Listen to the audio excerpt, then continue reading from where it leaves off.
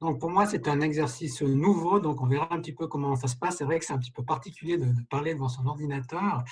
En tout cas, merci d'être là et de consacrer du temps en soirée plutôt que peut-être d'aider un peu le tourisme en allant boire une bière sur une terrasse, mais on aura d'autres occasions où on pourra le faire. Donc ce que je vous propose aujourd'hui, c'est de faire un petit tour d'horizon, même si on est tous conscients que c'est pas évident de savoir un petit peu ce qui nous attend au niveau du tourisme. Je vais commencer par essayer de vous partager la présentation. Donc, effectivement, ce que je vous propose, c'est un petit peu une démarche en 5 temps. Tout d'abord, quand même, vous donner quelques chiffres pour mesurer en fait l'ampleur de cette crise. Et puis aussi donner quelques chiffres pour montrer l'importance du tourisme dans l'économie suisse. Ensuite, on regardera un petit peu quelles sont les premières choses que l'on connaît, que l'on sait concernant l'ampleur de cette crise sanitaire sur l'économie touristique suisse. Ensuite, je passerai en revue les différentes mesures qui ont été prises par les pouvoirs publics et surtout par la Confédération pour venir en fait à l'aide et soutenir le secteur du tourisme. Et puis ensuite, on essaiera une tentative un petit peu de prospective qui est finalement d'imaginer un petit peu comment la saison d'été pourrait se passer et puis aussi de premières interrogations, questionnements sur le plus long terme en parlant déjà de l'année prochaine, voire de 2022. Pour ce faire, je me base en partie sur un article qu'on a coécrit avec Tristan Loloum. J'ai vu qu'il était dans les participants ce soir. Un article qui va paraître en fait dans les cahiers espace qui va consacrer cet été un numéro spécial à la question du tourisme et de la pandémie du coronavirus.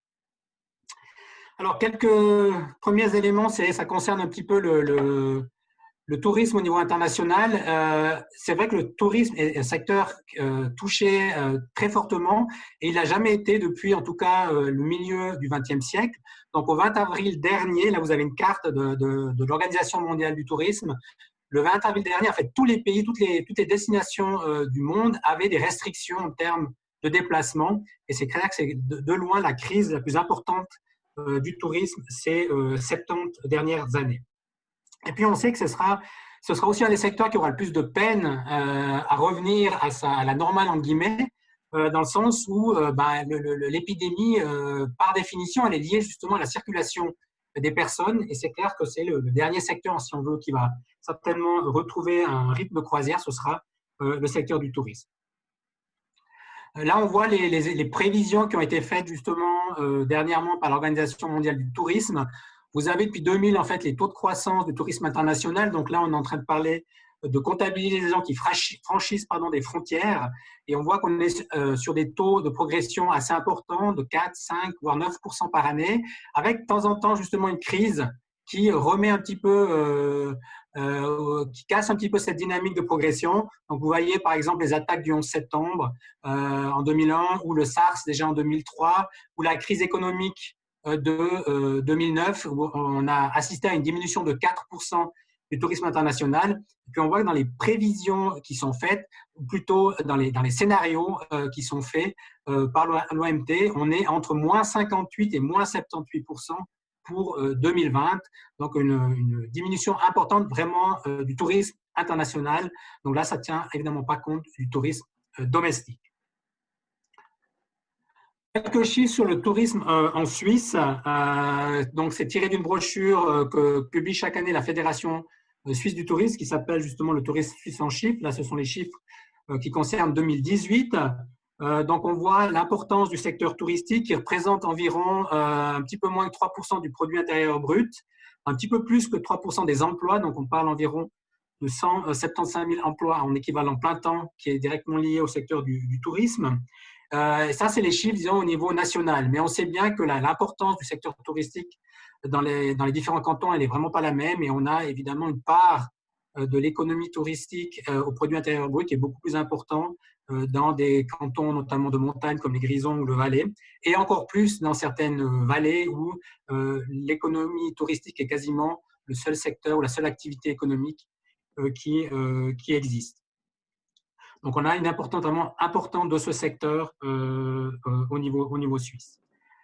Si on s'intéresse à la provenance, là, on voit sur ce dia qu'il y a l'année passée, le tourisme suisse a connu un chiffre record en termes de nuitées. On n'était pas très loin de 39 millions de nuitées.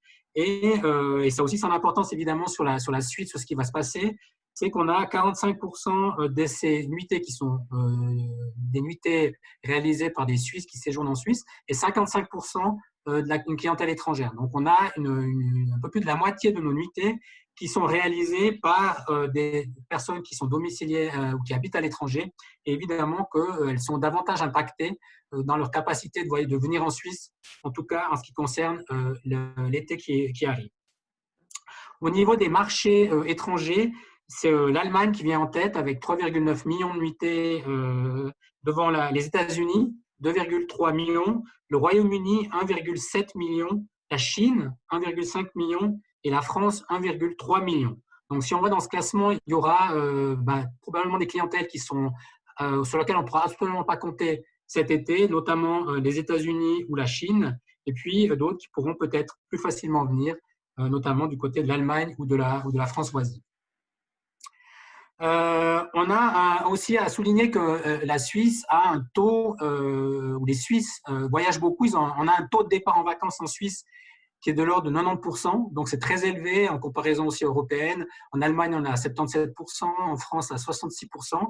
Donc, on sait que les Suisses aiment voyager et qu'on peut faire l'hypothèse que cet été aussi, malgré les restrictions de voyage, ils auront l'envie de voyager et ça peut constituer une opportunité justement pour le tourisme suisse cet été. On a aussi un autre chiffre, c'est qu'on a 24,9 millions de voyages avec des nuitées qui sont recensés en Suisse et que sur ces 24,9 millions, on a 2/3 de ces voyages concernent l'étranger. Donc les Suisses sont des grands voyageurs et là, effectivement, une grande partie de ces voyages à l'étranger habituels ne pourront pas avoir lieu cet été. Mais dans le même temps, on a 40% en fait de la totalité des voyages, des séjours qui sont faits dans des pays frontaliers et notamment en particulier sur la France, l'Italie et l'Allemagne, qui seront très probablement, on y reviendra, des destinations qui seront accessibles ces prochains mois pour les touristes suisses. Maintenant, concernant un petit peu les retombées attendues au niveau de l'économie touristique suisse, donc il y a notamment l'Institut de tourisme, ASIA, qui a fait une grande étude sur mandat des différentes associations fêtières suisses dans le domaine du tourisme, qui a été publié au mois fin avril, aussi juste avant la session parlementaire extraordinaire, avec cette idée aussi de montrer un petit peu l'impact important qu'aura cette crise sur le tourisme suisse. Alors, quelques chiffres, on attend une perte du chiffre d'affaires de près de 8,7 milliards de francs. On a vu tout à l'heure qu'on était sur un chiffre d'affaires annuel de l'ordre habituel, en tout cas en 2018 en Suisse, de 44 milliards. Donc, on parle d'une partie importante qui va disparaître. On parle de 30 000 emplois qui pourraient être menacés sur les 175 000 évoqués tout à l'heure. On a pour le mois d'avril un taux d'occupation qui est extrêmement bas dans l'hébergement. On est à un taux d'occupation de 8% seulement. Un risque de faillite aussi qui est estimé à 28% dans la restauration et à 24% dans l'hôtellerie. Et puis, on constate aussi des régions qui sont davantage touchées par l'effondrement du tourisme, notamment la Suisse romande et le Tessin, aussi liés à des régions davantage touchées par la pandémie, et puis aussi les villes de manière générale, notamment du fait de l'effondrement total de tout ce qui est lié au tourisme de congrès et d'affaires. Dans ce contexte, quelles sont les mesures qui ont été prises par la Confédération? Alors, vous avez vu passer ça dans les médias. Il y a toute une série de mesures qui ont été prises. Je vais commencer par des mesures qui ne sont pas spécifiques au secteur du tourisme, qui concernent l'économie en général, mais qui sont évidemment très importantes aussi pour le secteur du tourisme. La première mesure, c'est ces fameux crédits relais qui ont été accordés par les banques commerciales, mais avec justement une garantie de l'État, jusqu'à un montant de 500 000 francs, avec un taux zéro en tout cas jusqu'à la fin de l'année, et qui serait remboursable sur les 5 prochaines années. Donc, c'est 40 milliards que la Confédération a débloqués pour accorder ces crédits relais. Deuxième mesure, c'est le chômage partiel, donc ce qu'on appelle la RHT, la réduction des horaires de travail, qui permet aux salariés en fait, mis au chômage partiel de toucher 80% de leur salaire pendant la période où ils ne peuvent pas travailler. Donc, très rapidement, en mars, la Confédération a débloqué un crédit de 6 milliards pour renflouer le fonds justement de l'AVS. Et puis dernièrement, il propose aussi au Parlement de rajouter 14,2 milliards pour éviter justement que ce fonds soit dans le découvert, ce qui impliquerait automatiquement de devoir augmenter en fait le prélèvement tant du côté des employés que des employés. Et puis, troisième mesure aussi très importante, c'est l'allocation pour les pertes de gains aux travailleurs indépendants et aux chefs d'entreprise salariés, où la Confédération a débloqué plus de 5 milliards. Les garanties financières au secteur aérien, évidemment très important pour le tourisme, avec 1,9 milliard tant pour la partie de l'ordre de 1,2 milliard pour le soutien directement aux compagnies aériennes, et puis environ 600 millions qui sont pour soutenir en fait les entreprises qui sont actives au sol dans les aéroports, mais qui sont nécessaires en fait au fonctionnement du système aérien. Le soutien à la culture et au sport, de manière générale, là aussi, il peut y avoir toute une série d'activités qui peuvent avoir un lien avec le secteur du tourisme. Je n'ai pas eu le temps d'aller chercher les millions exactement qui ont été promis déjà en mars et puis aussi dernièrement, mais on parle de plusieurs centaines de millions de francs. Et puis aussi à noter quelque chose qui n'a pas été proposé par le Conseil fédéral, mais qui a été adopté par le Parlement, c'est sur le principe un soutien au secteur des transports publics qui lui aussi a été passablement affecté par la crise, ou qui est passablement affecté par la crise. La forme que pourrait prendre ce soutien n'a pas été encore définie pour l'instant, mais le Conseil fédéral est chargé de faire une proposition au Parlement. Et puis, on a aussi des mesures qui sont plus spécifiques vraiment au secteur touristique. Notamment, le Conseil fédéral a renoncé à un remboursement d'un reliquat de prêt que la Confédération avait fait à la Société suisse de crédit hôtelier, donc une société qui aide au financement des projets hôteliers. Donc, la Confédération a renoncé à encaisser les derniers 5,5 millions, ce qui donne des moyens supplémentaires à la société pour soutenir le secteur hôtelier. Elle a aussi décidé de reporter le paiement des prêts accordés dans le cadre de la politique régionale, et 60% en fait, des projets qui sont financés par la politique régionale concernent le domaine du tourisme. Et puis, en plus de ces deux premières mesures qui ont été prises et ensuite par le Conseil fédéral et ensuite approuvées par le Parlement a aussi décidé, contre la volonté si on veut, du Conseil fédéral, d'accorder un financement spécial ou extraordinaire de 40 millions pour Suisse Tourisme, pour justement des campagnes de promotion pour les années 2020 à 2022. Puis on a, alors ça concerne plutôt le secteur du outgoing, mais on a pris la décision au Parlement, une majorité du Parlement, de suspendre en fait jusqu'en octobre l'obligation pour les agences de voyage de rembourser en fait à leurs clients les voyages qui étaient annulés. La réflexion qui était là derrière, c'était effectivement le risque de passablement de faillite si les clients se précipitaient pour demander le remboursement de leur séjour de cet été qui serait annulé. Et puis, on a à la session de mai plusieurs interventions qui sont pendantes, en fait, qui ont été déposées, pas encore discutées au Parlement. Par exemple, cette idée qui a aussi été proposée notamment en Valais, qui était de distribuer à la population des bons de 200 francs qui seraient à faire valoir auprès des prestataires touristiques suisses. On a la défiscalisation des revenus qui seraient consacrés à des séjours touristiques en Suisse. Donc, on a aussi une proposition qui va dans ce sens-là. Donc, si vous consacrez cette année 30 000 francs, par exemple, à un séjour touristique en Suisse, vous pourriez déduire ce montant de votre revenu imposable. Ou alors la gratuité des transports publics et des transports de bagages pour toutes les personnes qui feraient un séjour avec au moins une nuitée dans le pays. Il y a d'autres dossiers qui sont aussi en train de mûrir, notamment la question des loyers commerciaux qui concerne là pas que le secteur du tourisme, mais on va devoir se prononcer prochainement. On a les deux commissions thématiques qui sont responsables de ce dossier, tant du Conseil national que du Conseil des États, qui viennent récemment de se mettre d'accord sur une proposition qui serait en fait que le locataire n'aurait qu'à payer que 40% de son loyer, et que 60% resterait, si on veut, serait un effort fait par le bailleur, avec la constitution quand même aussi d'un fonds de garantie ou un fonds d'urgence, si on veut, pour les bailleurs qui seraient mis en difficulté du fait du non-encaissement de ces loyers pendant la phase en tout cas d'une partie de ces loyers pendant la phase de pandémie et de réduction des activités.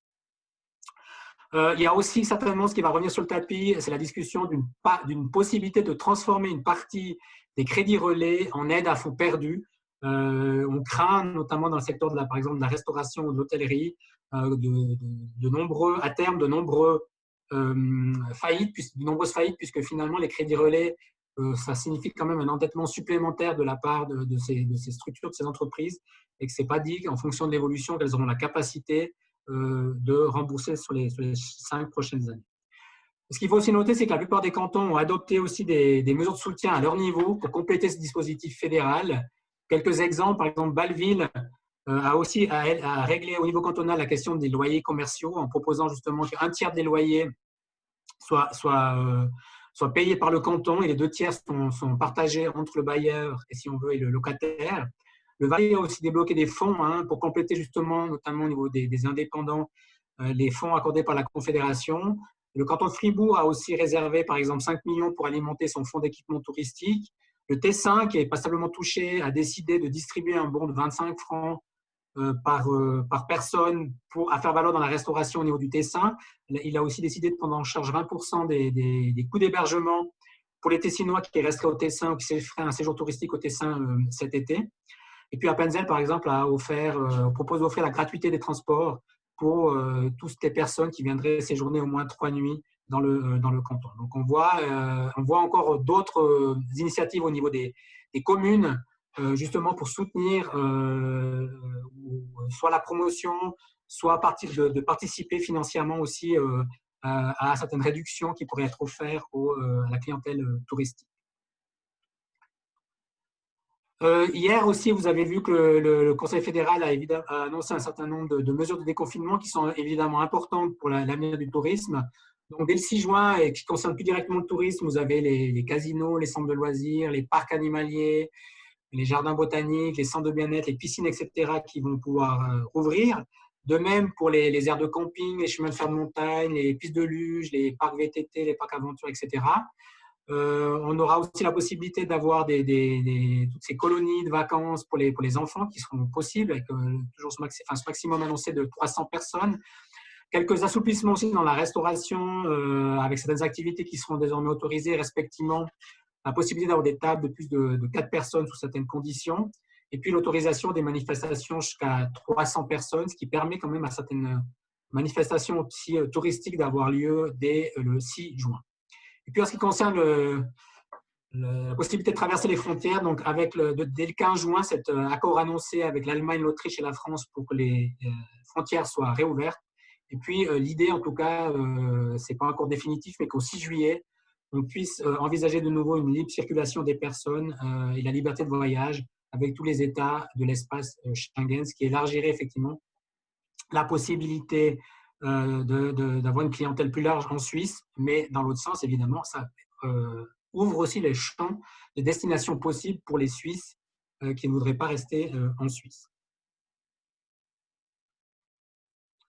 Alors, qu'est-ce qui va se passer cet été 2020? C'est un petit peu la première question sur l'avenir que j'aimerais un petit peu explorer dans cette présentation. Il y a différents sondages qui ont été menés. Là, c'est un sondage qui date déjà d'un peu plus d'un mois, qui a été fait le 21 avril 2020. Donc, il a été publié par travelnews.ch, mais en fait, il résulte d'une étude plus générale sur est-ce que cette crise va changer un petit peu le comportement de consommation de manière générale de la population. Donc, c'est une étude qui a été faite par la Haute École de Lucerne.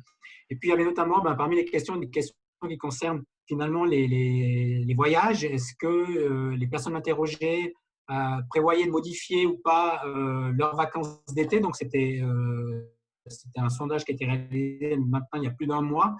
Donc, parmi les répondants, vous aviez 48% qui disaient avoir réservé justement des vacances à l'étranger qui, pour l'instant, ne bougeaient pas, c'est-à-dire qu'ils gardaient leur idée de pouvoir partir à l'étranger cet été. Il y avait 19% qui avaient réservé des voyages à l'étranger, mais qui pensaient justement, qui prévoyaient de les déplacer à une autre période. Il y avait 11% qui avaient décidé finalement de renoncer à leur voyage à l'étranger, mais à la place de faire un voyage en Suisse.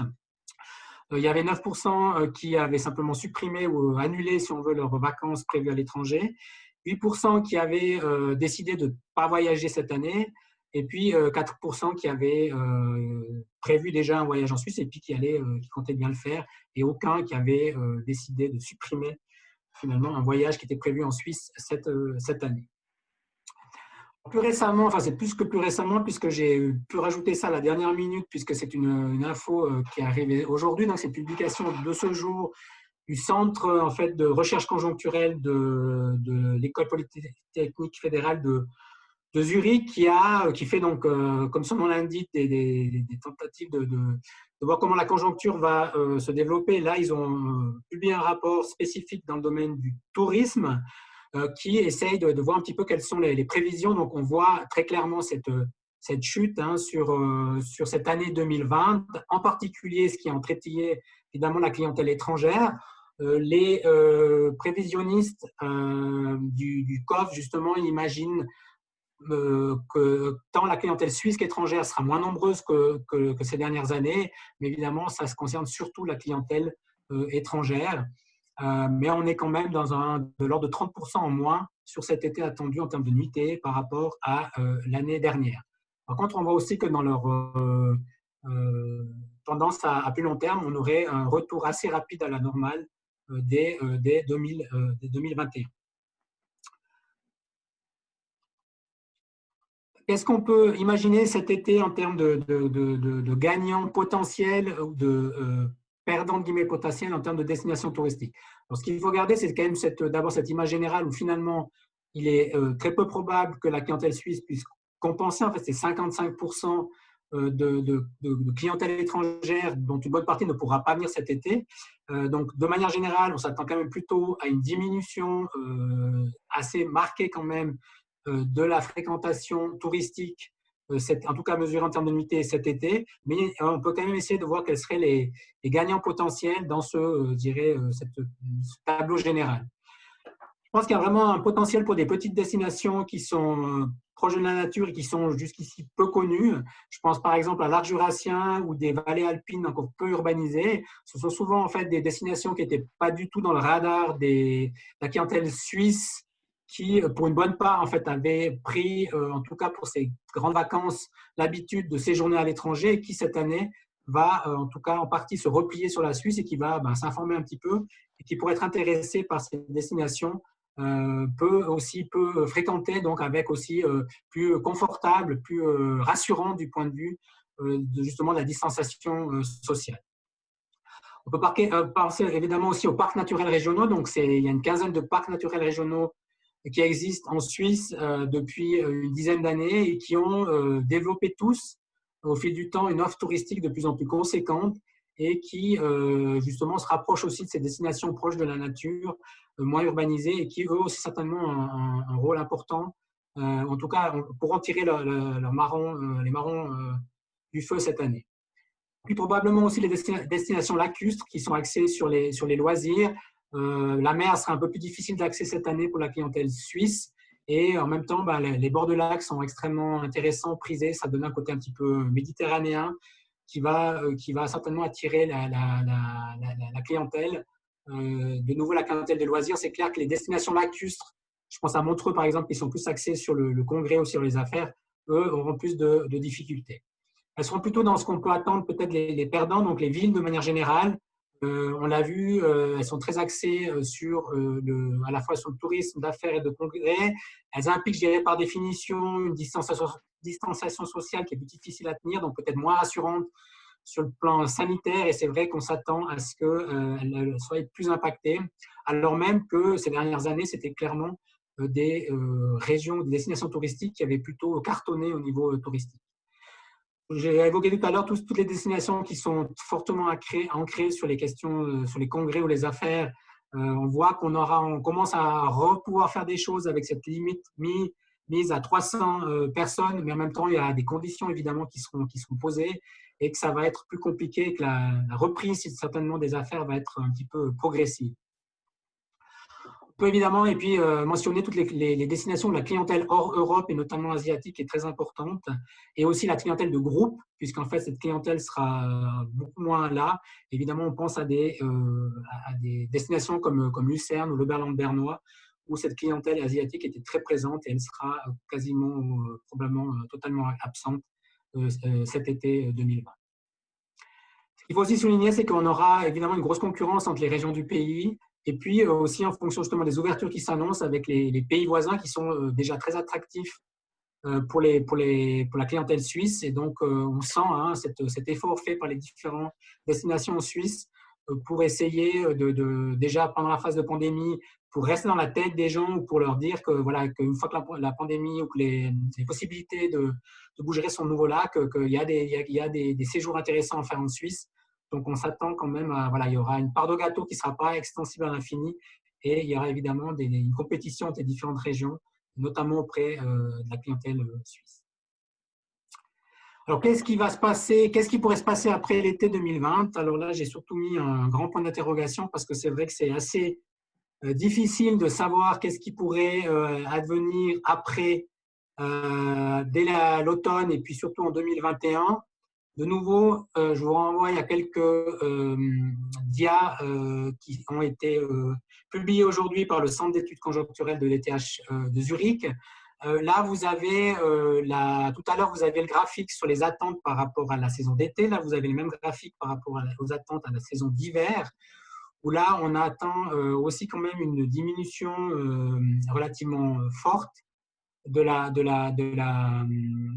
l'évolution, mais aussi un retour à la normale qui, à terme, voire même pour 2022, on serait dans une situation où on serait encore meilleur que ce qu'on a connu en 2019.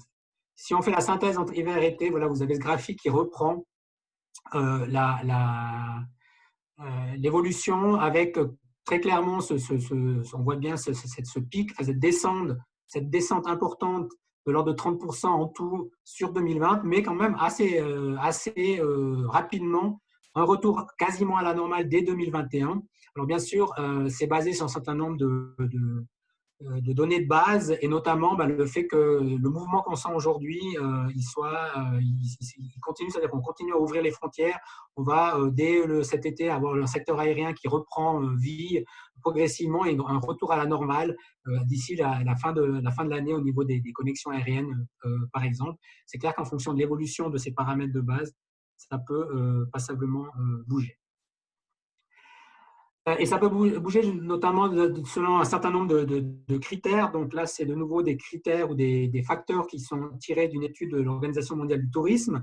Bien sûr, un facteur déterminant, ce sera la longueur de la pandémie et notamment la question aussi à partir de quand on aura un traitement, si on veut, de la maladie ou un vaccin qui mettra fin, si on veut, en tout cas qui rassurera au niveau sanitaire la population.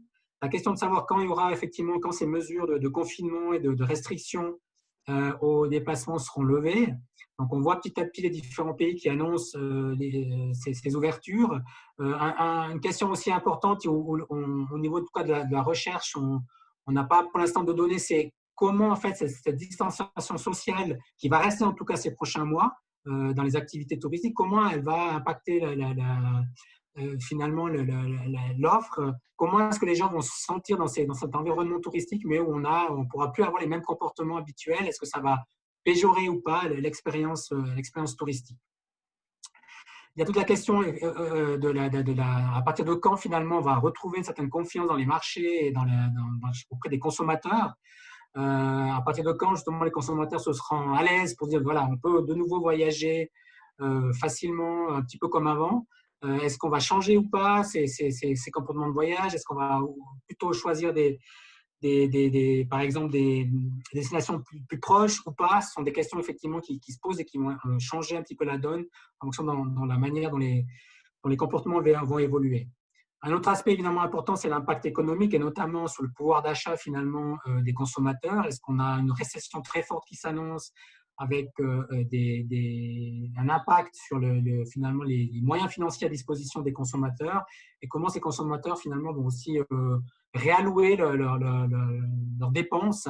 Est-ce qu'ils vont limer par exemple leurs dépenses pour les vacances, pour les séjours touristiques du fait justement que leur portefeuille est un petit peu moins bien gardé? Et puis, le dernier type de mesures, c'est évidemment comment les gouvernements vont ou pas soutenir le tourisme. On a toute une série de mesures qui ont été annoncées, parfois assez conséquentes sur le court terme, mais est-ce que l'effort va perdurer? Est-ce que si la reprise des activités prend un peu plus de temps, est-ce que le gouvernement va toujours intervenir de manière assez forte? Ou bien est-ce qu'au fil du temps, il va un petit peu moins soutenir le secteur touristique? Ce qui est aussi vraiment important, c'est que ce qu'on constate, c'est qu'aujourd'hui, avec ce qui s'annonce, en tout cas ces prochains mois, c'est que finalement la plupart des prestataires touristiques vont devoir travailler sans pouvoir vraiment utiliser à 100% leur outil de production.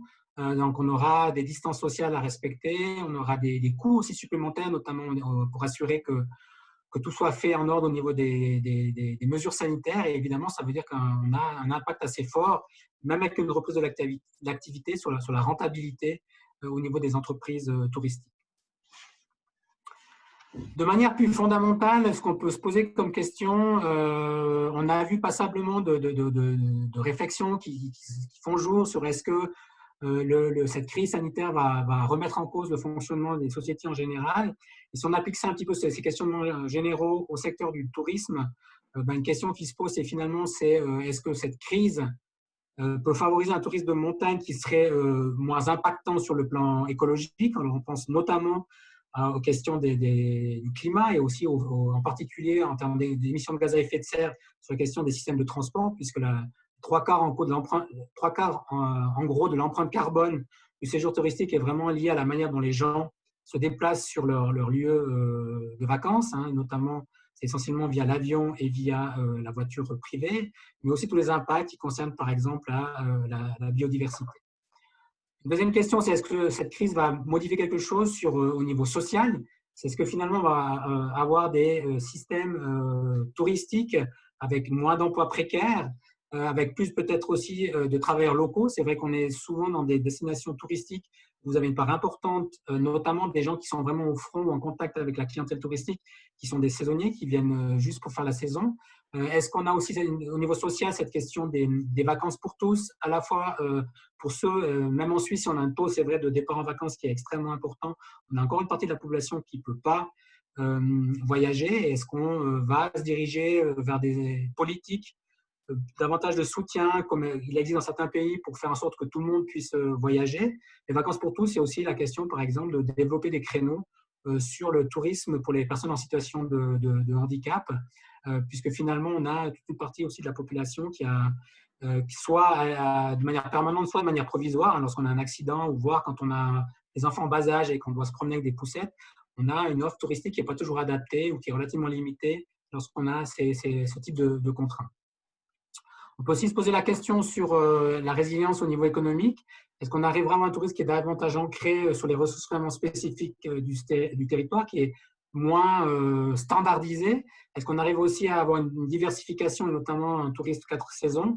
Et puis, pour les territoires de montagne, se pose la question de synergie avec d'autres activités économiques, peut-être ne pas penser que tourisme ou tourisme liés à d'autres activités, l'agritourisme par exemple, mais on voit aussi se multiplier les espaces de coworking en montagne. Et puis, le dernier point par rapport à ces questionnements, c'était justement comme politologue, les questions de gouvernance. Est-ce que c'est aussi l'occasion, cette crise, de finalement, ou est-ce que ça aboutira peut-être une offre, une demande mieux coordonnée en termes de gouvernance justement partagée entre le secteur public et le privé, et aussi multiniveau, c'est-à-dire entre les communes, les cantons et la confédération. Puis en termes de conclusion, deux personnes complètement différentes, hein. Une qui est souvent citée, alors on ne sait jamais s'ils ont vraiment, ces personnages célèbres ont vraiment eu ces paroles ou pas, mais effectivement, Winston Churchill qui disait « il ne faut jamais gaspiller une bonne crise », et puis le sociologue Bruno Latour, qui est alors directement lié à cette crise du Covid-19, dit voilà, si on ne profite pas de cette situation incroyable pour changer, c'est gâcher une crise. Alors, je vous le dis aussi par rapport en tout cas mon sentiment par rapport à ce qu'on a vu jusqu'à maintenant, c'est qu'évidemment, dans une situation de crise, c'est extrêmement difficile d'amorcer ce type de réflexion parce qu'on est très rapidement dans une situation économiquement très difficile à gérer et que le souhait, c'est de revenir le plus rapidement à le tourisme comme il était avant. C'est ce qu'on a senti, par exemple, très clairement au niveau des discussions au niveau du Parlement fédéral, où finalement, du côté des acteurs de la branche touristique, comme des autorités, finalement, l'objectif, c'est vraiment de revenir dès que possible à une situation équivalente à celle de la crise, et qu'il n'y a pas beaucoup de voix qui s'élèvent pour dire, voilà, il faut peut-être réorienter ou développer le tourisme de manière différente. Ceci dit, je pense qu'un des facteurs vraiment importants, ce sera la longueur de la crise. et aussi la question de la remise en route et à quel niveau de l'offre au niveau du secteur aérien. On a quand même quelques signaux qui laissent penser que l'offre sera moins importante, qu'un certain nombre de vols low cost, par exemple, n'existeront plus. On a vu aujourd'hui ou hier que EasyJet pense dégraisser genre 30% de ses effectifs. Et ça aura certainement un impact sur le type de tourisme que l'on aura dans 2 ans. Si on revient avec le même système aérien, on aura certainement un tourisme qui va repartir sur des bases de croissance assez importantes. Et puis, si par contre, on a une situation qui se prolonge, on aura certainement et respectivement un transport aérien qui va internaliser ses coûts externes, donc avec des prix aussi des billets d'avion plus importants et je dirais une offre qui sera moins importante, on aura davantage de tourisme de proximité. Et pour le tourisme suisse, c'est à la fois une menace, évidemment, puisqu'on a une clientèle étrangère extrêmement importante, et notamment aussi une clientèle asiatique ou nord-américaine importante. Et puis en même temps, c'est aussi une opportunité, tout simplement parce que c'est clair que la clientèle qui vient de loin sera moins nombreuse en Suisse, mais dans l'autre sens, les Suisses seront aussi beaucoup moins nombreux à aller de l'autre côté de la planète à Noël, par exemple. Voilà, pour terminer, juste peut-être ce constat que finalement le tourisme ne va pas évoluer certainement de manière différente que le reste de la société, puisque nous, on aime bien avoir cette approche dans le cadre du groupe de recherche nature et culture du tourisme à l'UNIL, c'est que finalement le tourisme est un peu un miroir de notre société, un révélateur de faits plus généraux de nos sociétés, probablement qu'il évoluera en parallèle à la manière dont évoluera la société en général. Merci.